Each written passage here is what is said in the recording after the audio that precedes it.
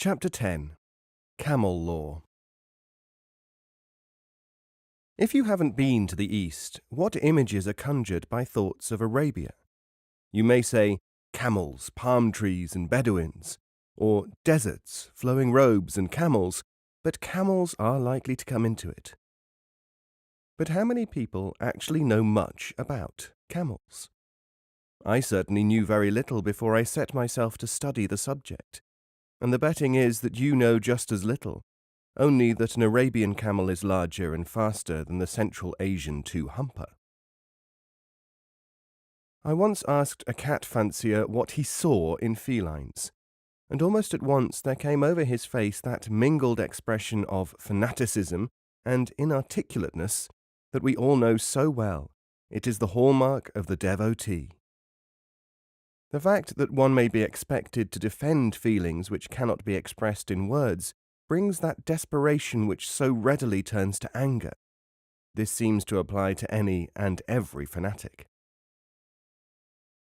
For the Arab, camels have just such a fascination.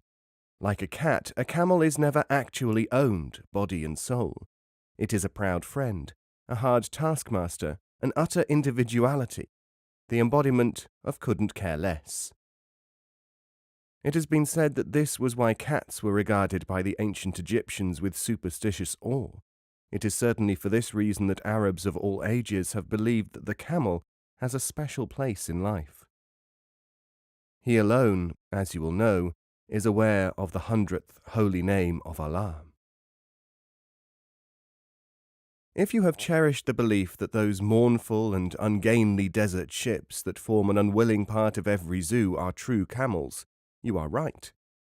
But their resemblance to the milk-white racing dalul, or the lordly Q8 fur-bearer, or any of the 35 recognized pedigree breeds, is only superficial.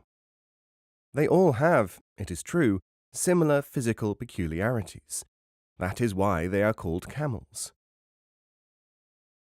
In temperament they are the same. Apart from this, well, a staggeringly enormous vista of camel and dromedary lore is opening out before us. Do not believe that every camel drover knows his job. Nobody knows for how many thousand years this has been going on, but the true Bedouin, the Arab el-Arab, has developed a system for the discipline and control of the animal.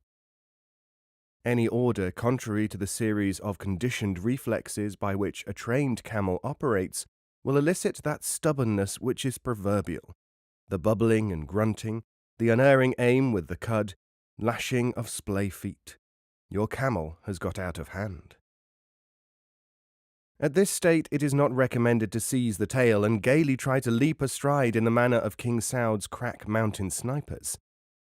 Those who have seen a camelman in difficulties will recall that at this stage it is generally necessary to invoke the aid of some passerby, some third party. This is thought, even in Saudi Arabia, to be because the camel has put his driver into a sort of Coventry. He will accept approaches now for a time only through an intermediary. The actual fact probably is that the casual stranger was a man who knew more about camels than the camelman. He may even be a descendant of the Prophet, which helps considerably. Without psychiatric re-education, which is still rare enough in Arabia despite endlessly gushing oil royalties, to be discounted, a tough camelman is bound to be tough with his camels. This rather goes against the softer Persian dispensation, which plagiarizes the mystic Sheikh Sadi thus: with gentle touch and language soft and fair, thou mayst conduct a camel with a hare. Try explaining this to your unsuccessful camel driver and see what he says. The camel always wins, and this may be the reason why most Arabian roughs have been camel men at one time or another. There is very little security of tenure in the job, and no opportunity to organize a closed shop except among the actual camels, who have always had one. Here is some evidence of the response of camels to kindness, real or apparent. During 2 long marches by camel caravan from the Persian Gulf southwards to the Hejaz, our mounts often seemed on the verge of collapse. Then I learned to whisper softly and reassuringly into my Noura's ear and to remove a small package from her back. This evidence of good faith always worked, even if she felt the load being put back a few minutes later. It may be thought caddish by some to descend to this sort of thing, but it was the camel or me, so I readily fell into the habit. Considering that a camel is not overloaded when carrying 1/4 of a ton, I do not think that my little pack could ever have been the last straw. If you even pat a camel's neck during a long journey, he will turn his head back towards you and gaze steadily into your eyes. You could, of course, take this as a reproach. I preferred to give it the benefit of the doubt. On long trips, fairly fast movement, up to 12 miles an hour, gives a sense of coolness that you won't find anywhere else in the baking desert.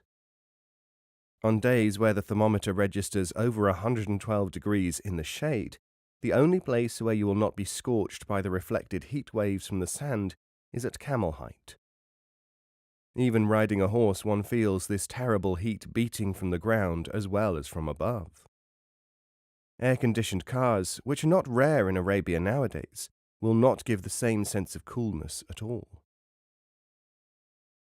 5 or 6 miles from a waterhole, your mount scents the spring and quickens his pace, but I have often noticed that their training is such that camels will not bolt at full speed for water until given the signal.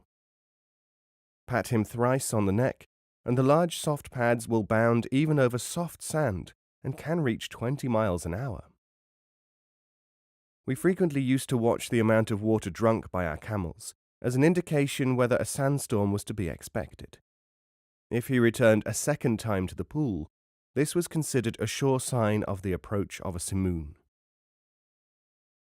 Such a storm may well drive you almost mad in the open desert, powdery particles invading every pore, as it seems. But if you have a camel with you, you are not likely to die. Alone, hundreds of seasoned travelers are choked to death every year. Sheltering behind the camel when he sits, because he has spotted the storm long before you, of course, you can weather it. This horrible experience is followed by something about 10 times worse than a hangover. But the camel will push you over as he rises and sit grunting in fury against the storm genie of the desert, while you drink a pint of spiced coffee from Nejd after taking off a smog mask made from the fine down of the northern camel. Having now become a camel enthusiast, you have to learn the most difficult part of all, how to mount him. The camel squats, you clamber into the saddle, you give a wild shout, and he moves off. When you want to dismount, utter a strange grunt, he kneels, you get off. If you want to know the word to make the camel do all of this, you will have to go to Arabia. There are no letters in English or Arabic which will convey its sound and intonation.